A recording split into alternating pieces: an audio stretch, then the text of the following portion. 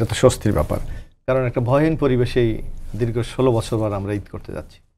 কারণ আগের ঈদগুলো ছিল আমাদের জন্য আতঙ্ক। ঈদগাহ মাঠে নামাজ পড়তে যাচ্ছে, সেখান থেকে ধরে নিয়ে গেছে, এরকম বহু ঘটনা আছে। অথবা আমরা ইফতার অনুষ্ঠান আয়োজন করেছি, সেখানেও হামলা হয়েছে, ইফতার করতে দেওয়া হয়নি, এরকম বহু ঘটনা আছে। আমার এলাকায় আমি বলি, আমরা এভাবে ইফতার করতে গিয়েছি, এই ইফতার আয়োজন করেছি, আওয়ামী লীগ, যুবলীগ, ছাত্রলীগের ইফতার ভেঙে দিয়েছে। মানুষকে মানে ইফতারের ওক্তর আগে জোর করে তাদেরকে সেই ইফতারের যে আমাদের আয়োজন ছিল খাদ্য, সেগুলো দিয়ে তার রোজা ভেঙে ফেলেছে। এই ধরনের বহু ঘটনা বাংলাদেশে আছে। কিন্তু এবার সত্যি আমরা স্বস্তিতে যে জুলাইয়ের ছাত্রগণ অভ্যুত্থানের মাধ্যমে যেই হাসিনার পতনের পর বাংলাদেশে আমরা এই প্রথম ভয়হীনভাবে একটি রমজান আমরা পার করছি, যার জন্য আমরা শুকরিয়া আদায় করছি।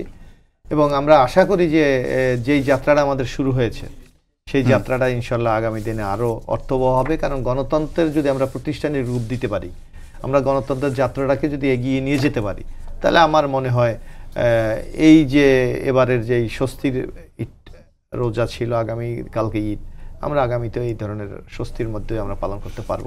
একটা বিষয় হচ্ছে যে আমরা আজকে দেখলাম যে বেগম খালেদা জিয়া তিনি আজকে তার ছেলের সঙ্গে প্রায় 8 বছর পরে ঈদে একসঙ্গে ঈদ করলেন তারেক রহমানের সঙ্গে। সেই বিষয়টি আসলে দলীয়ভাবে আপনাদের কতটা চাঙ্গা করেছে এবং আপনারা আসলে এই বিষয়টা নিয়ে কতটা মানে আনন্দিত, সেই বিষয়টা যদি একটু না, অবশ্যই তো আমরা আনন্দ। এবং আপনি দেখবেন এটা কত অমানবিক ব্যাপার যে আমাদের বাংলাদেশের নাগরিক হিসাবে আমাদের সংবিধান আমাদেরকে কিছু অধিকার দিয়েছে, যেমন আমাদের চিকিৎসা, স্বাস্থ্য, বাসস্থান, আমার নিরাপত্তা, এগুলি কিন্তু রাষ্ট্রের দায়িত্ব আমাদেরকে প্রোভাইড করার মতো।